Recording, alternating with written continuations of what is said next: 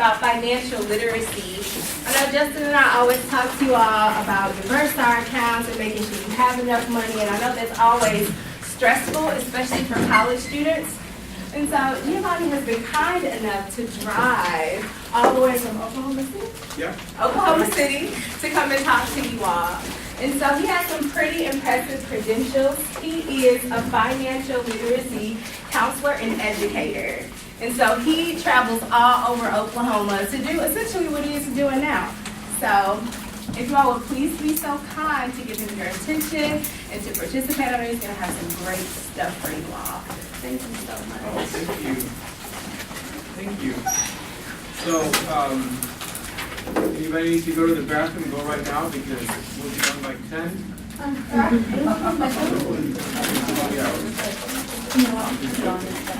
We'll be done in about, I don't know, 2 hours. By 6. We'll be done by 6. Okay, so my name is Giovanni Monterosso. Actually, my full name is Giovanni Alberto Monterosso Revolurio. That's my full name. And I was born in Guatemala. I grew up in Costa Rica. Came to the U.S. in 1996 to go to school. I went to SNU in Bethany, Oklahoma. And I got a master's degree in Kansas City. Went overseas for about 3 years, and then came back, and I'm doing what I love to do, which is teach. Do presentations, workshops, and talk about money is one of the things, because how many of you like money? Okay, good. Let me ask you, how many of you have more money than what you need? Nobody? Okay, good. So far, only one person has answered that question, yes. And so it's important for us to talk about money. So the presentation today is personal finance for college students. And we use the college students at the bottom of the title just because that's the way we kind of like get into some of the universities and stuff like that. But actually, we're going to be talking about some principles that anybody can use at any time. Okay? So one of the things that I'm going to ask you to do is, and I know this is kind of like one of those, it's like just for about 60 minutes. Give me your attention. Put away your phones. Don't use your cell phones unless you're recording me because you think that it's so important that I'm doing this. But if you don't mind doing that, that would be great. And because what I'm going to tell you about is something that you will need for the rest of your life. For the rest of your life, you're going to be using money. Okay? And what happens with money is that for us to be able to live the life you want, well, let me read it this way. Your ability to live the life you want is going to be directly impacted by your ability to manage your money. Okay, let me say that again. Your ability to live the life you want is directly impacted by your ability to manage your money. Now, imagine that I was here with you, and you were the ones over there in the front, and somebody asked you, what does that mean? What will you tell them? What does this statement right here mean?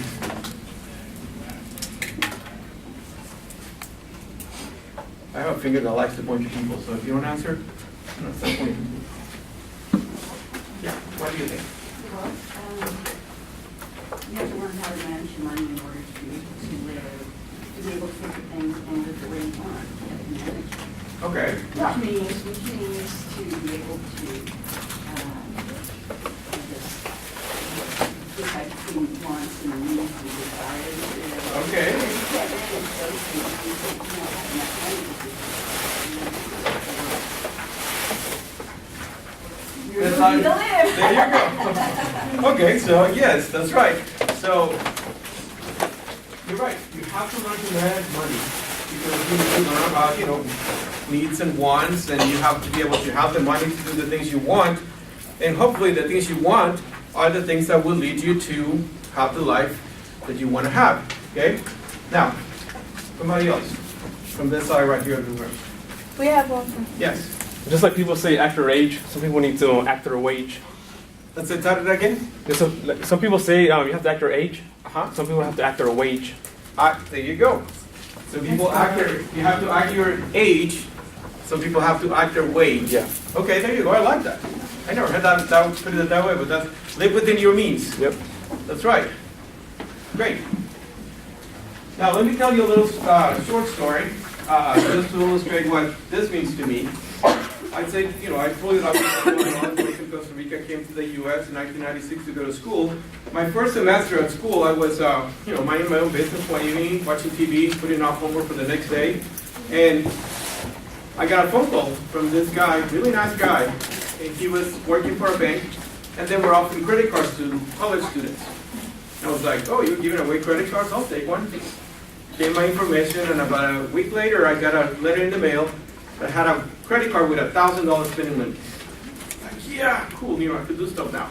First thing I did, I went to the university store, bought the sweatshirt that I've been looking at, red hoodie with big SNU letters in the front to show my spirit, I think it was like $65 for that thing. Then I went with a couple girls, I was out, now I could afford to take girls out. Went out with friends, go to the movies, play pool, do stuff on the weekends, start spending money. But a month later, I get another letter from the credit card company. Now this time they were asking me to pay them back. And I was like, whoa, so this is not free money. You actually have to pay it back. And you have to pay more than what you actually use because there's interest on that. So I got so scared about credit cards that I never used one again in my life. No, actually, no. What I did is I went to the library. Now, this is 1996, so in order to have internet access, you have to go to the library and use one of those big box computers. And I figured out that you can apply online for credit cards. So I applied for another one, then for another one. They learned about balance transfers, and I learned about cash advances, and I learned about all these different things you can do with credit cards. And after 4 years in college, after, besides all the student stuff that you get, student loans and debts that you get, I had about $10,000 in credit card debt. Now, my last semester, I met this beautiful girl, asked her out. I didn't have a credit card that time, so, went out to the lake and ate some peanut butter and jelly sandwiches. But, she still liked me, so we didn't start dating, then I proposed, and we got married. Now, this is something I'm going to tell you. It's like a little parenthesis on my presentation, just because this is my personal experience. You're going to get married sometime, doesn't matter who you're going to marry, talk about money before you get married. Number one reason why my wife and I fight in the last 14 years we've been married is money. Not because we don't have it, it's just because we have different ways of thinking about money. So you have to figure that out. Now, one of the things my wife and I figured out is that we had a lot of credit card debt. Now, that's how we started our marriage. $10,000 in credit card debt plus all student loans, and we had to buy a car and all those different things. Now, my wife and I, what we wanted to do was to go out of the country and help people. We wanted to be missionaries with our church. So in order to do that, I had to get a master's degree. So I moved to Kansas City, and that was 2002 when she graduated, 2002. So we moved there. It's a 4-year program, but because we had this debt and we needed to have it paid off by the time I graduated, well, instead of 4 years, it took me 6 years to graduate. Now, I started in 2002. My friends who started with me graduated in 2006. And they went to the church and said, hey, we're ready. And the church said, great, economy's booming, people have money, and we can send you anywhere in the world where there's a need, and you will have a salary, you will have benefits, you will have everything you need. We'll pay your kids' school if they have to go to a private school. We'll pay for your kids' school to go to school. It's like, that's really great, going around the world helping people and having all these benefits. Well, I graduated 2 years later. Now, it was 2008. Now, do you remember what happened in 2008? With the economy in here? What happened? What happened in 2008? Everybody's in the what? The government shut down? Well, that was a little bit later, but The recession. the recession, that's right. The housing bubble burst. So people that have a lot of money in their equity in their homes suddenly lost that equity, and people were losing their jobs, and people were getting laid off. And when there's no money going around, well, the churches don't have a lot of money, or charity organizations don't have a lot of money. So that's in the context in which I went to the church and I said, hey, I'm ready. The church said, great, we're glad you spent all this time and all this money getting ready, but we don't have any money anymore. So if you want to go, you can still go, but you can go as a volunteer. Now, I don't know if you know this, but volunteers don't get paid. You actually have to pay your own way. So that's what my wife and I decided to do after thinking for a while. It's like, this is what we've been getting our kids ready to go. This is what we want to do with our lives. So we go as volunteers. Well, after 3 years, we figured out, 3 years, 2 kids, we realized that we couldn't keep doing that forever. We didn't have a retirement account, we didn't have savings account, we didn't have anything because most of the money we got was through the church, which meant everything we owned would belong to the church, except for our clothes. So after 3 years overseas, we came back to the United States with 14 suitcases, 2 kids, and a dog. And I basically restarted our lives again. Now, I'm doing what I love to do. I'm living the life that I want to live in a sense because I teach. This is what I like to do. But to be the actual life that I wanted to live is about 1,600 miles away from where I wish it could be right now, doing what I'm doing right now with you. Not that I don't want to be here with you tonight, but I wish I was somewhere else. Now that's what it means to me. Your ability to live the life you want is directly impacted by your ability to manage your money is, when did my problem start? Was that 2008 with the recession? No? When did it start? What? When I got my first credit card, and I had no clue how to manage that, and I didn't know how to manage my, the small income that I was getting through 20 hours of work minimum wage at the university as a Spanish tutor. I didn't know anything about that. And eventually that catches up with you. So when we're talking about these principles that we're going to be talking about, I want you to think about this. What do you want to be in a year from now? What do you want to be in 5 years? What do you want to be in 10 years? What do you want to be in 20 years, in 30 years? What kind of life do you want to give your kids? Someday you might have kids. What kind of life? You want to give them the same opportunities you have, the same opportunities you had? You want to give them a better life? Where do you want to live? That's the kind of questions you have to ask because all of that is going to be directly affected by the way you handle your money today. And you never know. It's like the ripple effect. So what we're going to do is we're going to be talking about this graphic right here. It's called the cycle to get your personal finances organized. This is kind of like your agenda. So if you want to know where we are in the presentation, just look at this paper and you will see how close we are to be done.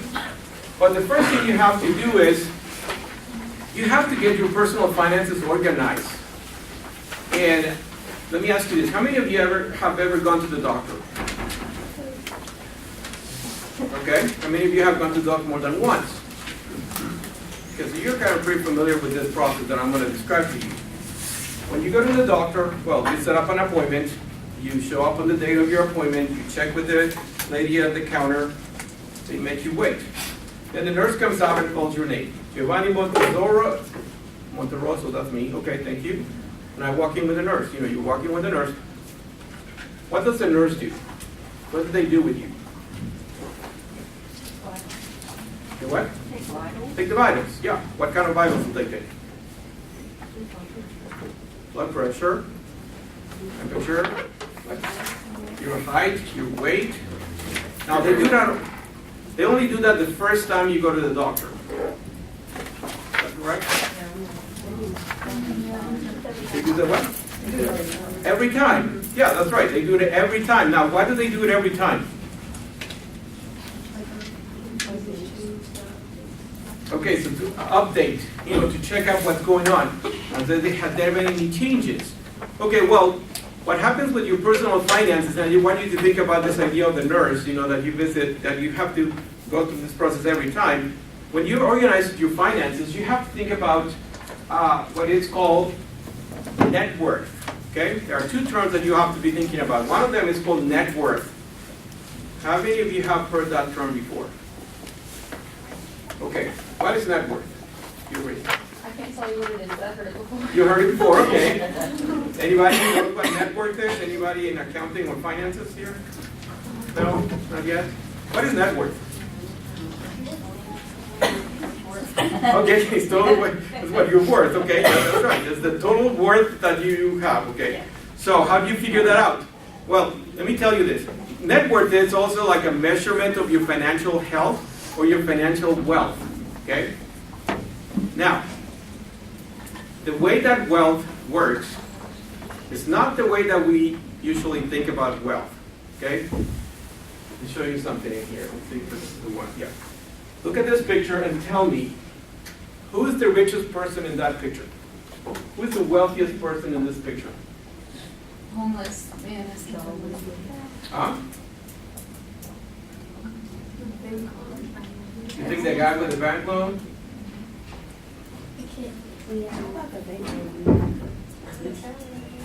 The richest? Well, let me show you this. Everybody have different ideas? How many of you think it's the bank? It's a homeless guy. You think it's the homeless guy? Why? He doesn't owe anybody. That's right. He's the one that doesn't owe any money to anybody. That is not the picture that we have of wealth. This is the wealthiest person in this picture. Wealth is not what you can show off. Wealth is what you actually own. Because you can be showing off on the brand new car, you know, with the chrome wheels and all the stuff, and I don't know what else you have in cars. My cars are old, so I don't know what else have. But, you know, you owe the bank $30,000 for a car that you can sell only for $25,000. You're like $5,000 in the hole on that car. And you actually, you know, you're like 2 payments away from having the car repossessed because, you know, you just lost your job and you don't have a way to make that $600 payment that you are paying on the car right now. You might go to somebody's apartment or dorm and they have all the electronics and the games and the big, you know, curved TV, I don't know. I want one of those for Christmas. Big curved TV. But you know, what you don't know is that they're struggling to make that $5,000 credit card payment that they get from Buy for Less every month. You know, so it's not what you can show off, it's what you actually own. Okay? So getting that new iPhone 6 that you have to pay for the next 2 years at, I don't know, what's like $30 a month? That phone is not necessarily yours. That phone belongs to the company. You just pay it off. You're yourself in debt. So the way you calculate net worth is you have to figure out what you have minus what you owe. Okay, so that's the way it is. And you have another handout right here that I gave you. This is called Savings and Spending Plan. And in the first table you see it says net worth. It tells you like the description of what net worth is and the formula, which is what you own minus what you owe. And basically what you're going to do is have one column where you're going to list everything you owe, from cash to checking accounts, savings accounts, to investments, to if you own land, if you have properties, if you have, I don't know, collectibles, anything that you have that has any value. You're going to list it in there.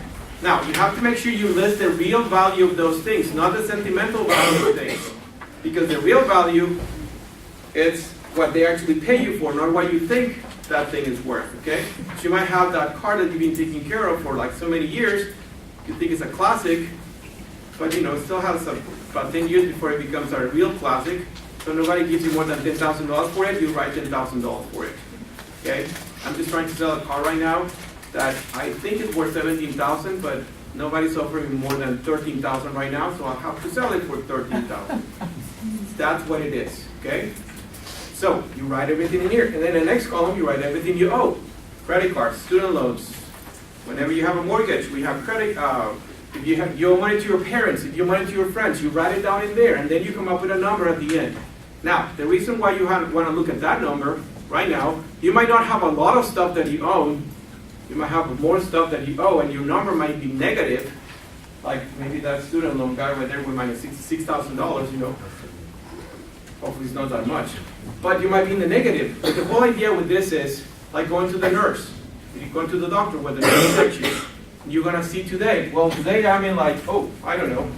I'm in like minus $10,000 or I'm in $2,000 or whatever. Whatever your number is. 6 months from now, you're going to look back and you're going to say, well, am I richer? Am I poorer? Am I actually getting rid of my debt so I'm building my wealth? Or am I getting myself into more debt and I'm getting poorer, okay? And then you just keep going. Like 6 months later, you do the same thing. A year later, you do the same thing. And you keep track of that. And then you have this little guide of your wealth. How things are going in your life. What changes do I need to make? What kind of things I have to be doing now in order to make my wealth go up. Okay? Next time you're going to sign up for your student loans, you're going to be thinking twice, well, how much is this actually going to cost me and how many years I'm gonna be paying for this before I sign that dotted line? Should I just, work 10 extra hours a week, spend less time having, fun or whatever? I don't know. I'm just trying to say, student loans is not an equal thing. It's just a matter of managing that, okay? I have friends, I have one friend that when we were in college, he was the guy who got me into a lot of trouble because he always had some money somewhere. And he always was doing stuff. And I was trying to keep up with him, I was using my credit. Well, I realized later on that he was using his student loans to live the life that he could not afford. And now, still, several years later, almost 14 years after we graduated, and he's still dealing with the high monthly student loan payments that he has to deal with, which I didn't have to do because I went a different route. But anyway, so wealth. It's your net worth. Look at that number. Could be a negative number, could be a zero, could be a low number, could be a high number. Maybe you're one of those lucky ones who have rich. But the idea is, am I going to go up, am I going down, or am I staying the same? Okay, that's your reference point. Second thing you're going to do is you're going to be looking at what is called the, let's see if I can make this thing go back. Second thing you have to know is what is called the cash flow. Okay, how many of you ever have heard that expression, cash flow? Okay, you have. Are you in the finance? Yeah, I'm a finance accountant. There you go. You're the guy who a while ago I asked the question. And what is cash flow? Just money going in or money going out. Okay, that's right. It's like the flow of cash. So all of us have a cash flow. Imagine yourself like a, I don't know, like a faucet. Money goes in and then money goes out. That's what it is. You have control over your money. Now, cash flow is important because all of us have a cash flow. Personal finance, managing money, is not about how much money you make. It's about what you do with that money, what counts. Okay, let me say that again. It's not about how much money you make. It's about what you do with the money. You could be making $20,000 a year, but if you only manage to spend $18,000, you're $2,000 in the positive every year. You're saving money. If you make $100,000 a year, but you spend $105,000, well, you're getting yourself $5,000 in the hole every year. Of course, the more money you have, the more things you get to do and more things you get to have, but the principle is the same.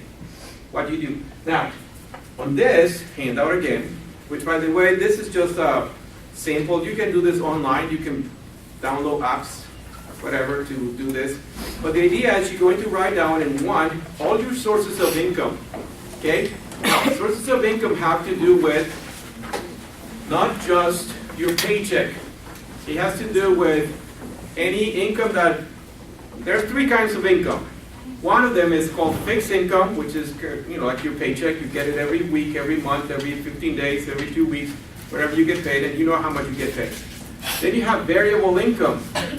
Now, variable income is income that happens every so often and it varies. It could be overtime, could be tips, could be, you have a second job that you just do once in a while. So it's never exactly the same amount, never, it's not constant, but you're gonna know you're gonna get it. Commissions if you work for a place where they, you do sales, stuff like that. Then you have what is called periodical income. That's something that happens once in a while. And it could be like a bonus. Christmas is coming around and a lot of people get Christmas bonuses. Or Tinker, for example, they pay us a quarterly bonus. Depends on how the credit union does, then we get a bonus. Well, that's part of your income. You have to consider all of those. Another periodical income, in my case, is I get $40 from my wife's grandmother. That's my birthday money. And I plan on using that money. So I'm hoping she's not going to die anytime soon. I still have plans for that $40. Okay, but that's part of my income. I consider that. That's not the only reason I don't want her to die. But anyway, for the sake of this example, that's what it is. Anyway, but that's income. Okay, you think about that. When it comes around to like tax refund season, if you're going to get money back, well, that's not extra money. That's just income that you did not get it when you were supposed to, you just get it later, okay? But that's not extra money. So you have to think about those things.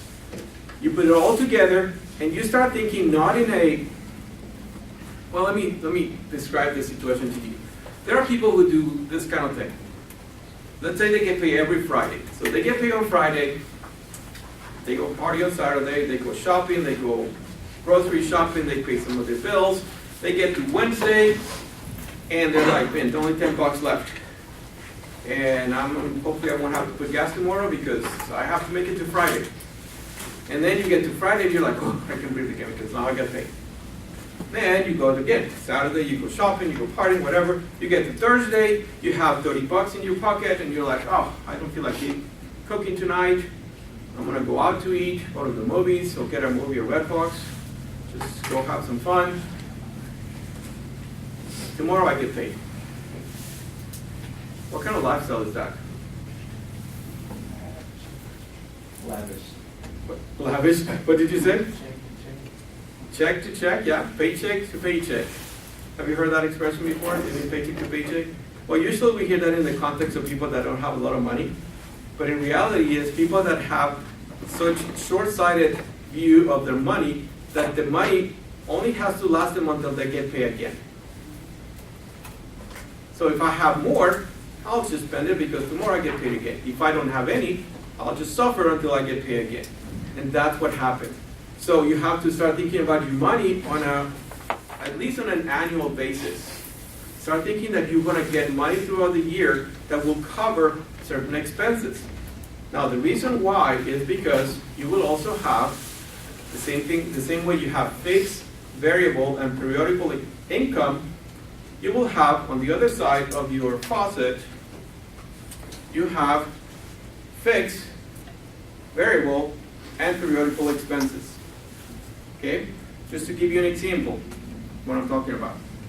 A car. What kind of expenses are related to a car? Gas. Gas. Okay. Tires. Oil change. Tires, oil changes, Car payments. insurance, car payment. Now, do they all happen every month? Huh? Not all of them. Gas does.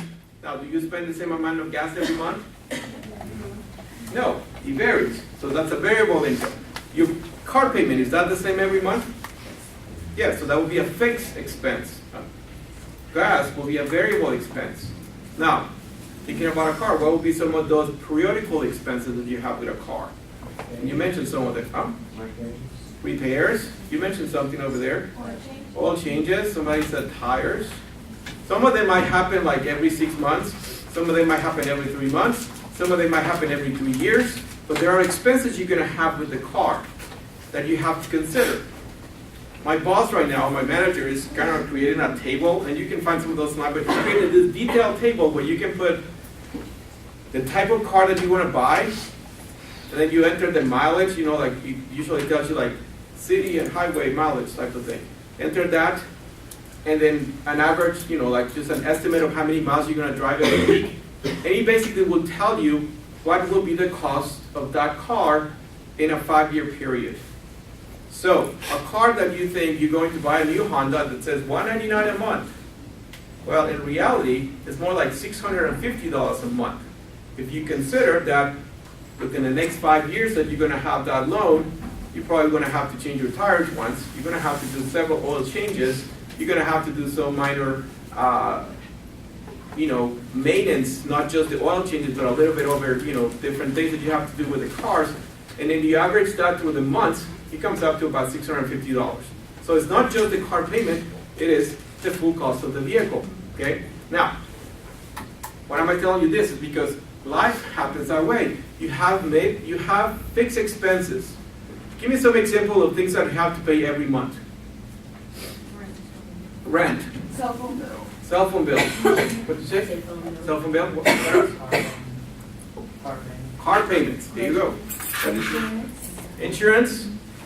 Okay. Now, what about smaller amounts? Groceries. Would that be like a fixed or a variable expense? That might be a variable. A variable expense, okay, so yeah, that's right, but it happens every month, you have to eat every month, okay? Now, what about something like this, like $7.99 a month? Netflix, would that be like a fixed expense? Yeah. I pay $3.99 a month for Pandora One, because I don't like to listen to their commercials. I think because they think that the music that I listen to, they think that I'm old, so all I hear is the AARP commercials. You know, I like oldies. So anyway, so you have to think about all those expenses, and then you're going to write them down. Like if you go to the next thing, expense worksheet, you're going to start writing down everything. And this list is like not an exhaustive list, which is there's not everything in there, but there's a big list. You can add all the ones you want, ignore the ones that don't apply to you. So write down everything. And then you're going to come up with an amount. Now, how do you know how much money you have spent on each category? How will you know how much money you spend on each category? What is the best way to do that? For past years, past months. Okay, yeah, that's right. So you look at the past history, you compare it, and then you can estimate. Okay, fixed expenses will be the same. Variable expenses you can estimate. Oh, it's about this amount. And then the other ones you will do the same thing. So you're going to write it down in there. But the best thing for you is to actually write them down. Now, this is an exercise on human behavior, okay? Now, you have this sheet right here. This is called a weekly tracking sheet. Why is it important to have a weekly tracking sheet? Now, I know that you can do, if you use like an ATM card or a credit card, the bank will actually take, just keep track of that for you, and all you have to do is log in into your phone and you can see the information in there. But this has a purpose, okay? The purpose of this is three things are going to happen. First thing that is going to happen, once you start doing this, basically what you're going to do is get up in the morning, and every time you spend money, doesn't matter how small the amount is, you're going to write it down. Okay, you got up, you went to the vending machine and got a Coke, you write it down. You went to the gas station and got a muffin and a coffee, you write it down. You pay your rent that day, you write it down. Whatever, any money you spend that day, cash, especially cash, will be the thing that you have to do. But the three things that are going to happen is, the first one is you're going to figure out, you're going to start realizing where your money is going. Okay? You're going to know, this month I spent, or this week I spent $35.93 and eating out. I spent, whatever amount in everything. You're going to have a detailed description of what it is. Second thing that's going to happen is you're going to find yourself stopping from spending money on areas that you know you already spent too much money on, because now you're going to be conscious about it. And the third thing that's going to happen is you're going to figure out how to keep doing the same things you like to do, but cheaper. Now, this is what happened to me when I did this. I'm not talking to you about something I haven't done myself. I did this. And I realized that around 2:30 in the afternoon, I get sleepy. After lunch, I don't know if that happens to you. Yeah, especially during class, you're like, oh man. Well, if I'm sitting in my office or doing something, I'm driving. So, especially if I'm in the office, what I would do is just get up, go to the vending machine and get a Mountain Dew. I like Mountain Dews, they keep me awake. Sometimes one is not enough, so I have to get a second one. Well, I wrote everything down and I realized that it was an average of 1 bottle a day. Then I started thinking, whoa, it's $1.25 a bottle, times 5 bottles a week, that's $6.25 times 4 weeks, that's $25. Whoa, $25 on Mountain Dews to stay awake at the office. That's a lot of money. So I stopped drinking Mountain Dews. No, I still drink Mountain Dew. But what I did is I went to Walmart and I got a case of 20 cans of Mountain Dew for like $7. Right there. I still do the same thing. I carry the Mountain Dews to the office and put them in the fridge. Save $18. So you're going to find yourself doing that. As long as you're conscious. The whole point of this is for you to be conscious where your money is going. Money goes away easily when you're not putting attention. This will help you to put attention when your money is going. Okay? And then you're gonna be able to write down the expense worksheet. You're gonna write down everything you spent this week. And then you're gonna write on the second column, okay, well, I spent $25 in Mountain Dew. I'm going to spend only $7. That's your proposed column. And you're going to make a plan. You know what? I've been spending one of the things that we do in my house is another story, but one of the things we do in my house is we keep track of our electricity. We use OG&E. They have I can't remember, it's like My Hours or something like that. Anyways, my OG&E, I think it is what it's called. But anyway, you get an email every week that tells you what your usage was for the last week, and then compare that usage on your house to the neighborhood average, and what will be the amount if it was like an efficient use of electricity based on your house. Well, usually we kept it around $12, $11, which was $2. You know, the average for our neighborhood was $13. One day I got this email from my wife. It was forwarding the email from OG&E, and all it said is, "What's up with our electric bill?" I look at it. It went from like $11 to $12 to $19 a week. We're like, whoa, what's going on? So started wondering what's happening. So we started checking our usage, and nothing has changed.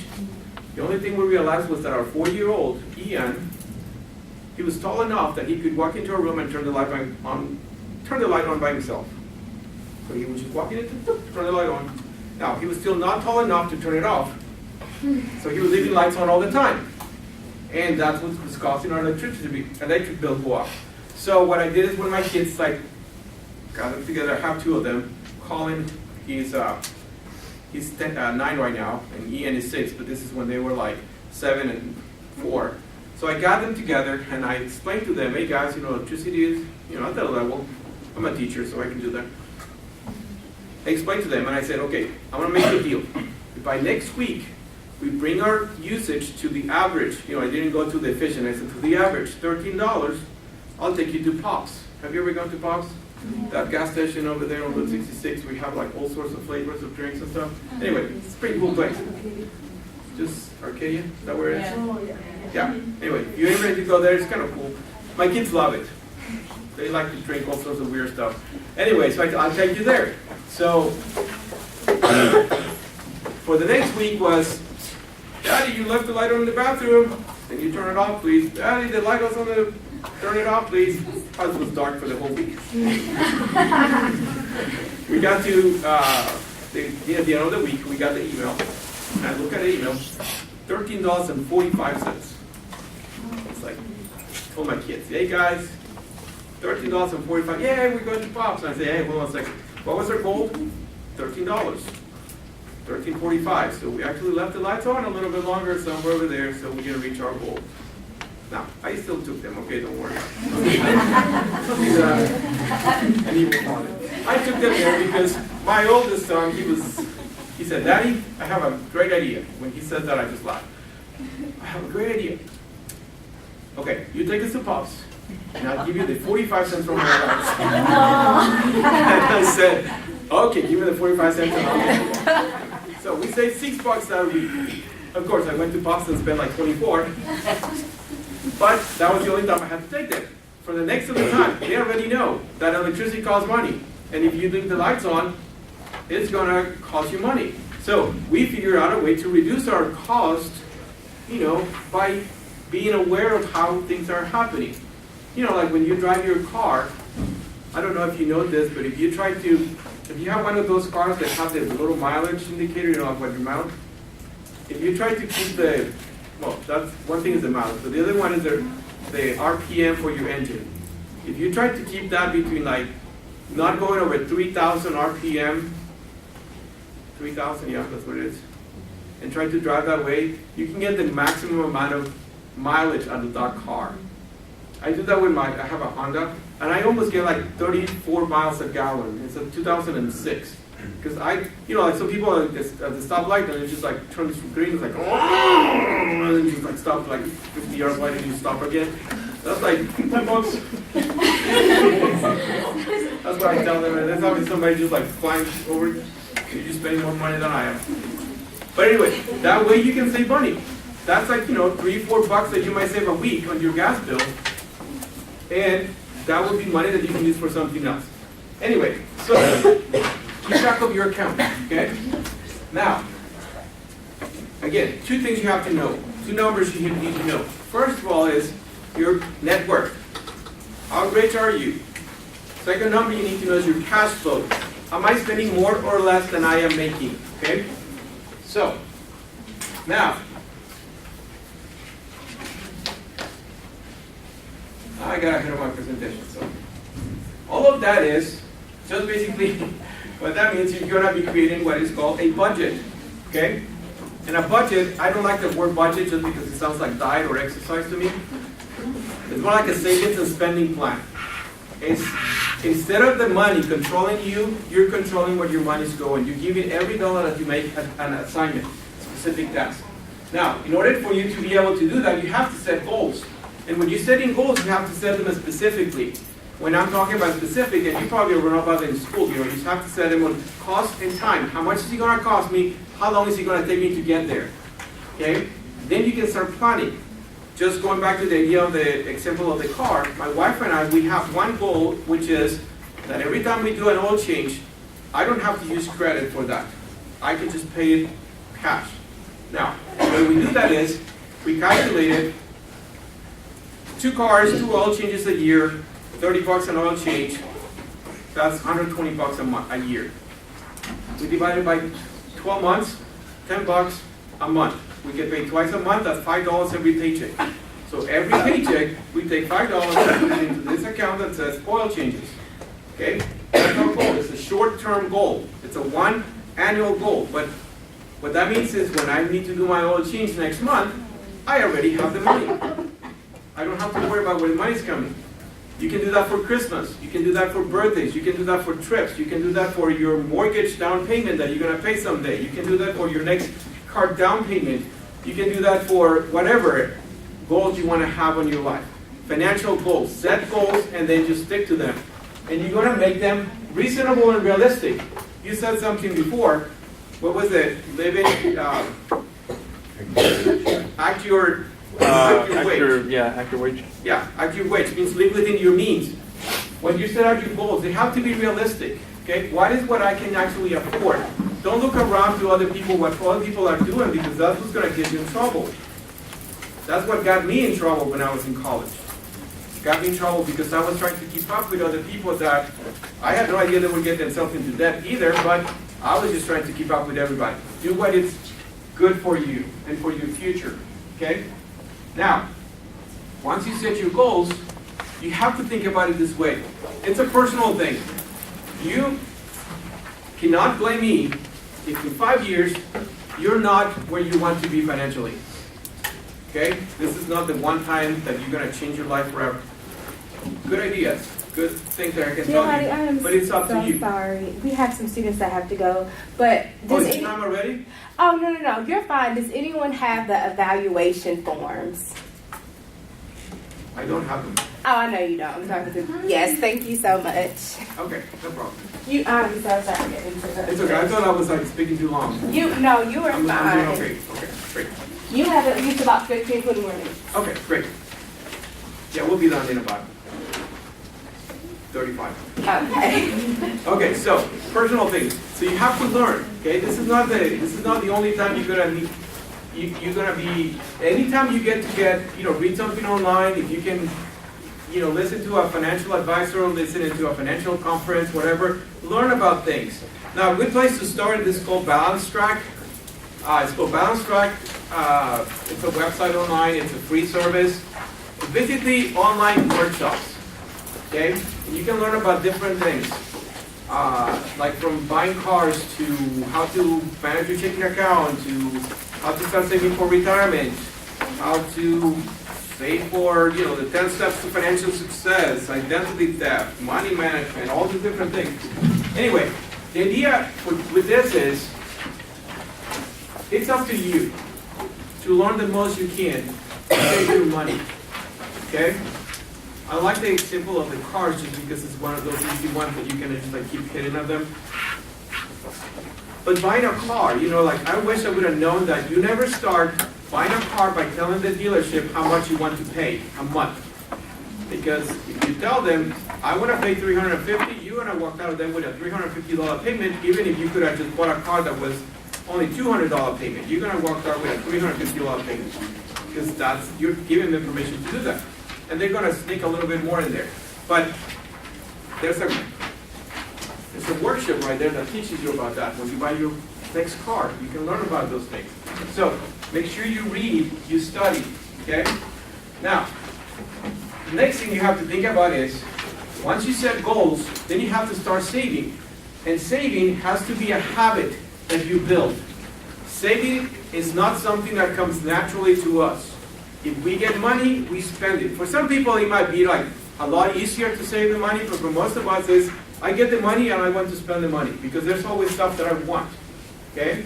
So, when it comes to saving, you have to save with a specific goal in mind. There's no such thing as just a savings account for the sake of a savings account. I had one of those for many years. My savings account was never more than $300. Because every time it went out a little bit over $300, I found somehow to spend it. I would spend it somehow. You know, sometimes I speak backwards, I'm like Yoda.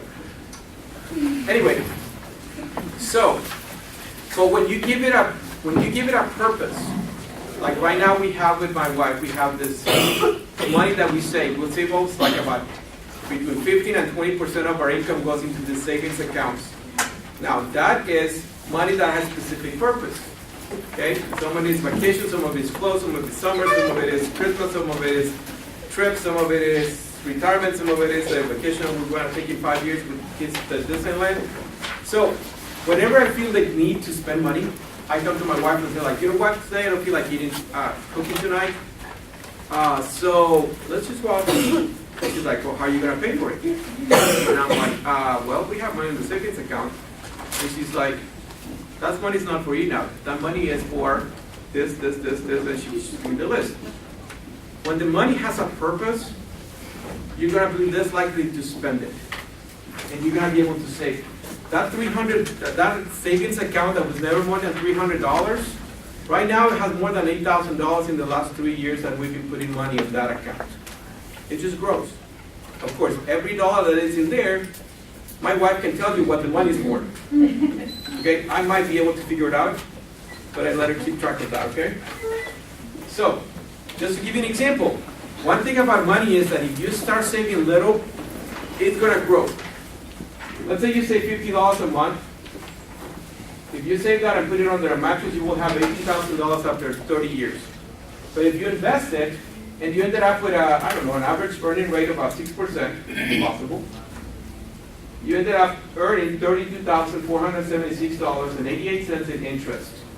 So that $50 a month in 30 years has a future value of $50,000. You're making 180% earnings on that money just by putting it aside and putting it into savings. So this has to do with your retirement, with your future, like 30 years, 40, 50 years from now. Start putting money aside right now, even if it's just $5, $10. Because again, it's a habit. And if you learn to save $5 today, when you get more money, you're going to be able to save 50. And later on, you're going to be able to save 500. And someday you might be able to be saving 5,000 or whatever amount you can save. But you have to start building that habit. Just putting money aside and see how that money grows. So has this like psychological push for you to say like, you know what? I like the money there. I don't like it, see growing. You know, I like to see it growing. Okay? Now, the other thing you're going to do is you're going to be saving money by preparing for unexpected events. There are very few unexpected events in our lives, but just a lot of unplanned ones. Give me examples of unexpected events. Car crash. Flat tire. Health issues. Health issues. Okay. What else? Like a tornado or natural disaster. A tornado or natural disaster. Okay.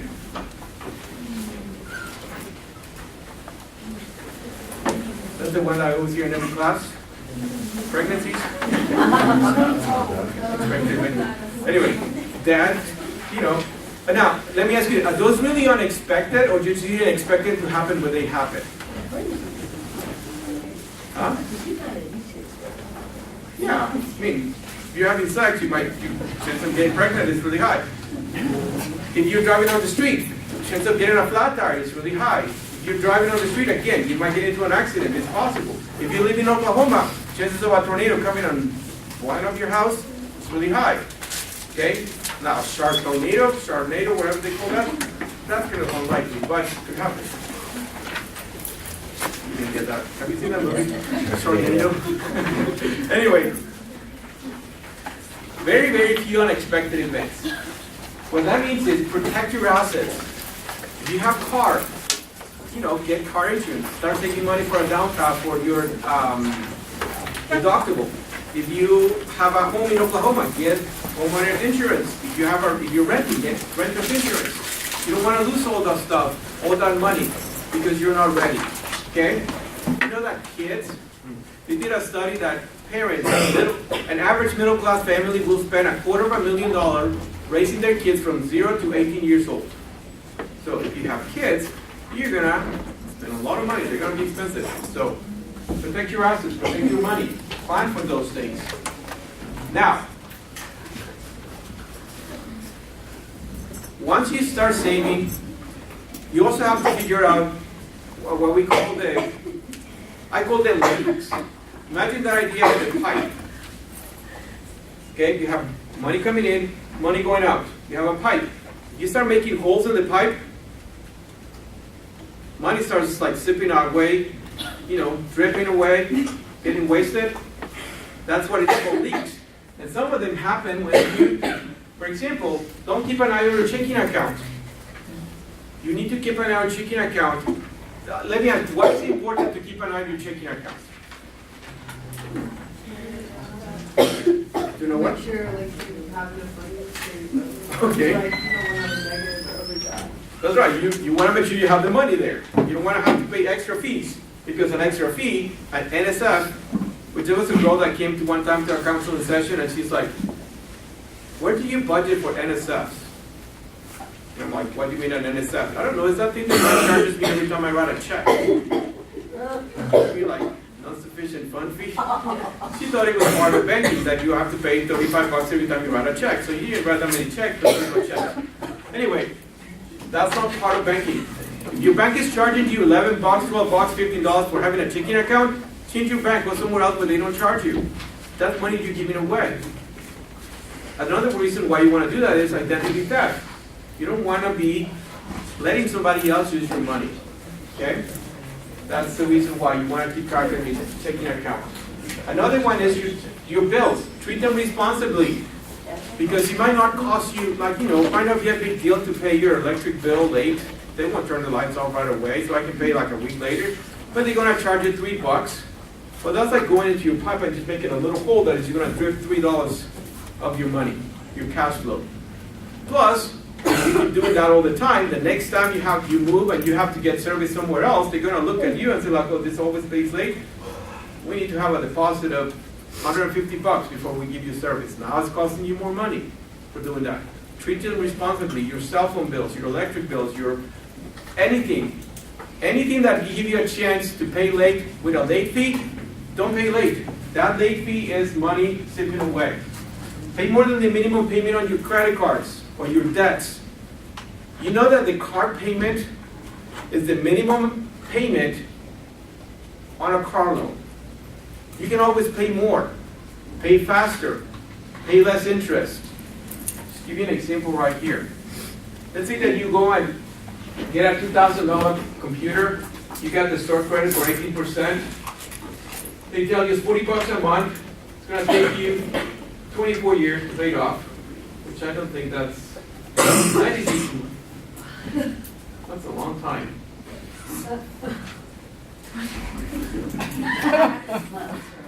I'm trying to think about it at the moment. Yeah, that's a typo.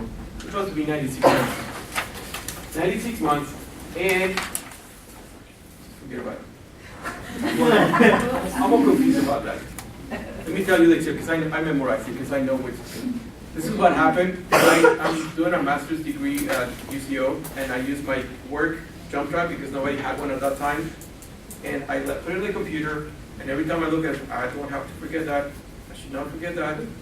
And I forgot it. So all my PowerPoints are in there. This is an old version. Okay, so $2,000, $40 minimum payment, takes 96 months to pay off. That's almost 8 years. And you pay $1,554 in interest. So that $2,000 computer costs you $3,500. Okay? If I tell you, you want to buy a computer for, it's a $2,000 computer, but I'm going to sell it to you for $3,500. What would you say? No? Okay, I'm going to sell you a car. It's a $22,000 car, but I'm going to sell it to you for $27,000. Will you buy it? Now let me ask you this. Do you want to buy a car? It's only $199 a month for 8 years. Look at Mike. You're like, yeah. That's the same thing as paying $27,000 for a car. Okay? That's the minimum payment is just the minimum amount you get to pay, so they don't put you into, bad credit kind of thing. Okay? So paying the minimum amount will help you also on your credit because the credit score is one of those tools that or the credit is going to help you borrow money for less. You can always borrow money for something. Anything you want, you can borrow money for it. But how much money you're going to pay in interest will depend on your credit. And to have good credit, which the Fair Isaac Corporation is the one who has the most popular credit score, ranges between 300 and 850. 35% of your score is going to be based on your payment history. You pay your bills on time. You pay them late. You might have to sue you for money because you didn't pay them. That stuff is going to count in there. 30% is going to be debt to credit ratio. Keeping your balances low. That's going to help you, not charge up your accounts and max up your accounts. That's not going to help you. Next thing is net to credit history. And for most of people that are, under 24, your history might not be that long because you haven't had opportunity to build credit for that much time. But the only way you're going to build credit is by using credit. Okay? We should say this. This is a whole lesson that we have by credit, but let me tell you this. The only way you're going to build credit is by using credit. Now, to have good credit, you don't have to pay interest. Okay? You can have a credit card with a $300 limit. Pay for your gas. 1 tank of gas a month. You're paying for the gas anyway. Don't use that money to go buy, eat out or something. Just keep the money safe somewhere. You get your statement, you pay it off. What it shows on your credit report is you borrow $40, you pay $40. You borrow $40, you pay $40. You borrow. The credit card company won't like you because you're not paying any interest, but the credit card company is not the one who decides what your credit is. It's this company, FICO, decides your credit score based on your credit history. And if your credit history says you borrow money and you pay back, and you borrow money and you pay back, and you borrow money and you pay back, you will have good credit. If you don't borrow money, you don't have credit history. Okay? No, you will have a bad one, you will not have one. If you borrow money and you don't pay it on time, and you borrow money and you don't pay it on time, then you will have bad history, which in turn will turn your credit score into a bad score. Next time you want to borrow money, they will charge you more for your credit, for your interest, okay? Next thing is new credit. So if you don't have a lot of credit, don't apply for more than don't do more than 2 applications every year, okay? 2 a year, that's okay. More than 2, you look desperate. You're like, why does this guy need so much money? Why does they need to borrow that much money? Why don't you? So if you go to Kohl's and they offer you 10% discount for your purchase today, you sign for your Kohl's card, think about it. You might save $5 on your $50 purchase, but the next time you go and need to get a car loan, they're going to charge you a 2% more on your car loan, which in turn is going to cost you $2,000 more. You save $5 here, but you're spending $2,000 here. So credit is one of those things that you always have to think about what is the long-term repercussion of that. And the last one is substitute credit use, and that's something you build throughout, with time. That has to do with having car loans, mortgages, credit cards, store cards, personal loans, all sorts of different kind of loans. They just want to know you can handle different kinds of debts. You don't have to have them all at the same time, but you start building out throughout time. That's what it's only 10% of your score, so it's not going to affect you that much if you don't have a mortgage right now. But eventually, they will want to see that you can handle different kinds of debts. Okay, now just to finish, two more things. Impulse purchases. How many of you have ever gone to the store hungry? What happens when you go to the store hungry? You buy more stuff than you were planning to. Okay? Make a list. My wife sends me, I'm the one who does the shopping, I shop at Aldi's. She made a list where I have to go through every aisle only once. She made the list basically like just went to the store and write down things in the order of the aisles. Whenever they switch them around, I get all turned up around, but that way I just spend the least amount of time in there and I don't spend more than what's just on the list. If I go there hungry or if I start buying more stuff that I need. Don't do that, okay? Another one is avoid those places where you know you're going to spend money. Like I don't go to gas stations where I cannot pay outside. Not because I'm lazy, but because if I walk into the convenience store, I do a detour to the muffins. I like muffins, gas stations. They're really bad for you, but I like them. And with that I have to get a coffee. So now it's $8. I pay $40 for my gas plus $8 of muffins and coffee. I avoid that, okay? Now, last thing, understand the risk of gambling. If you like to gamble, budget for it. The moment that you start using your food money, your car payment money, you start borrowing money to gamble, seek help.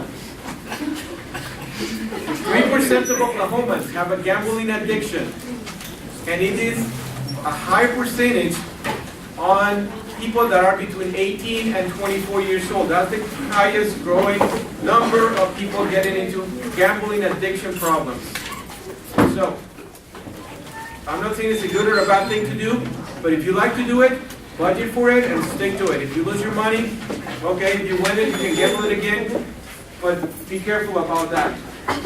And the last thing is evaluate your plan periodically. This is something you have to do every 6 months, every year. Remember the nurse, back at the beginning.